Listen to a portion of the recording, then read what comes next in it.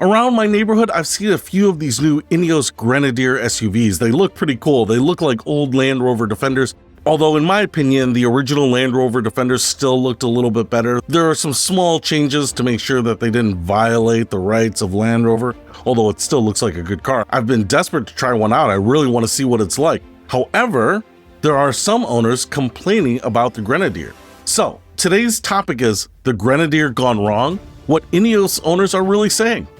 He spent billions to build the perfect off-road machine. But what happens when your dream SUV starts leaking like a sieve, randomly screaming at you about your speed and requires the arm strength of a bodybuilder just to turn left? Welcome to the dark side of the Ineos Grenadier. I'm about to tell you stories you won't hear in the marketing brochures. Meet the Billionaires baby. This is Sir Jim Ratcliffe, Britain's richest man. With a net worth of $29 billion, he owns part of Manchester United, sponsors Formula One teams, and apparently has so much money that when Land Rover wouldn't sell them their old Defender tooling, he said, "Hold my champagne," and spent $1.3 billion of his own money creating his own off-roader from scratch. The result? The Grenadier, named after a London pub where the idea was conceived. It's supposed to be the ultimate adventure vehicle, combining rugged British spirit with German engineering. Sounds pretty impressive, right? Well, let's see what actual owners have to say about living with this automotive experiment. The steering wheel from hell. Let's start with the elephant in the room, the steering. The Grenadier uses something called recirculating ball steering, which is basically like trying to operate your car through a marshmallow. As one reviewer put it, it's lumbering and heavy and does everything it can to dissuade you from a course of eagerness. Get this, it takes 4 full turns of the wheel to go from full left to full right. That's not engineering, that's arm day at the gym. One owner described trying to make a tight turn as violently flailing at the wheel. And the best part? Ineos insists this is precise. Right. Water everywhere.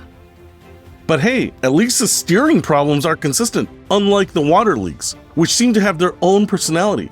Meet the Grenadier's most infamous design flaw, the door seals that apparently went to the same engineering school as a colander. One owner in North Texas posted videos of water cascading into their $73,000 SUV like a waterfall every time it rains. The water pools between 2 door seals because apparently one wasn't enough for Ineos, and then dumps directly into the footwell. The fix? Well, ironically, the problem only happens when the seals work properly. When they fail and peel off, the water can escape. So the solution to the waterproofing is make it less waterproof. And don't even get me started on the Safari roof windows. They leak so consistently that owners have given up waiting for Ineos and started applying their own sealant on brand new vehicles. One frustrated owner from Germany called this Fusch, which basically means a deliberate botched job. The electronic symphony of chaos. Now you might think water damage would be the main electrical concern. Oh no, my friend. The Grenadier's electronics have their own special relationship with reality.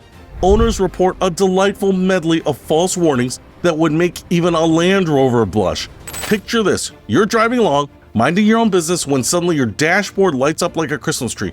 Engine warnings, brake system alerts, ABS failures, all false alarms. One owner actually called it Ineos Nightmare in all caps on the forum. That's not good marketing, Jim. The best part? Some of these warnings won't shut up. There's an overspeed warning that beeps incessantly if you dare exceed the speed limit even by a whisker. And here's the kicker, you can't permanently turn it off. It resets every time you start the car. Nothing says adventure vehicle quite like being constantly nagged by your own SUV.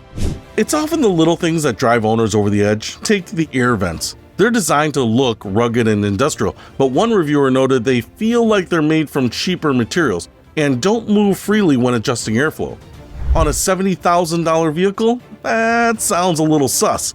And then there's the missing stuff that should be standard. Electric seat adjustment? Not on the top trim level apparently. Height adjustable seats? Who needs those? One reviewer specifically called this out as leading to chafed necks and discomfort. Perfect for those long off-road adventures. Oh, and the brakes? Yes, the brakes. Some owners report the ESP system is so aggressive, it completely cuts power when you hit a bump.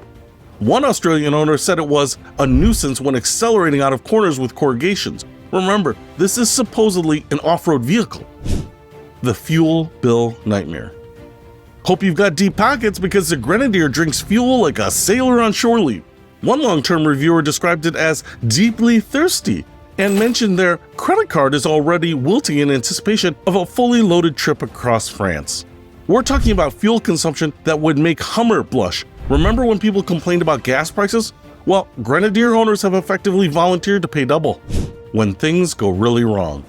Now, all cars have problems, but some Grenadier owners have experienced failures that go beyond the typical teething issues. There are reports of complete transfer case replacements, failed air conditioning system, and electrical faults so severe they require what one owner called earth-ground fault repairs.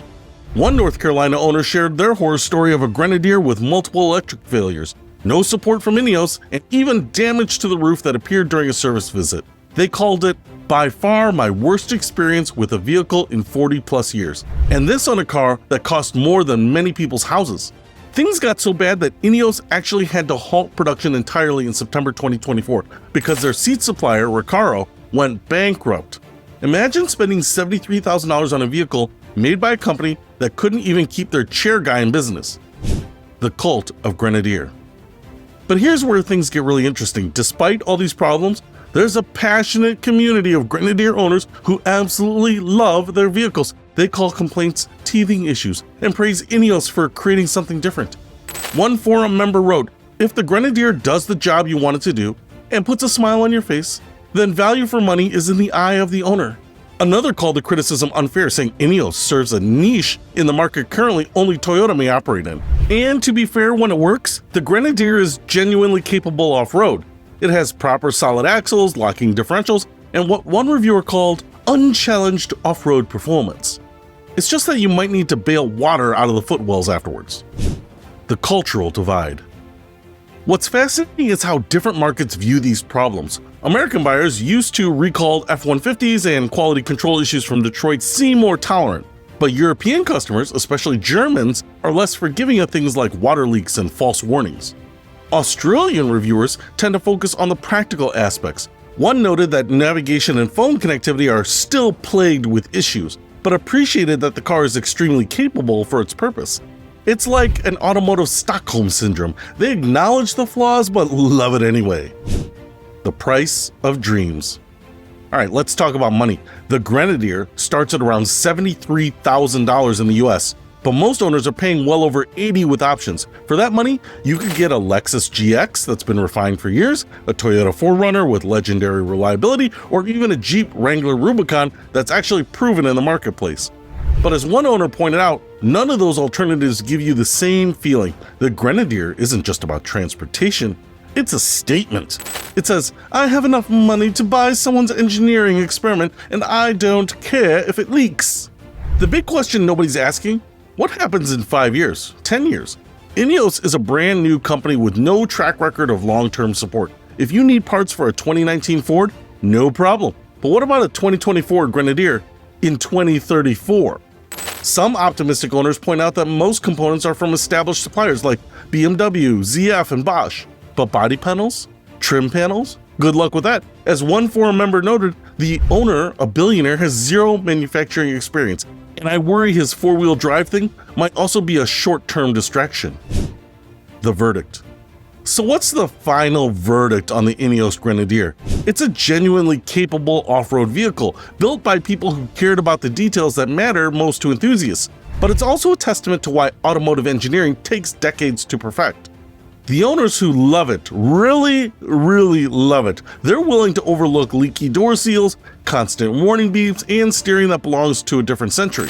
They've joined what one critic called the satisfied Grenadier customers, who vastly outnumber the disgruntled. Conclusion. The Ineos Grenadier proves that money can't buy experience. Sir Jim Ratcliffe spent billions trying to recreate automotive magic, and he sort of succeeded. He created a vehicle that perfectly captures the Land Rover Defender experience, including all the parts that made people buy Toyota Land Cruisers instead. But hey, at least it comes with a built-in conversation starter. Nothing breaks the ice at a trailhead quite like, "Excuse me, does anyone have a towel that I can borrow?"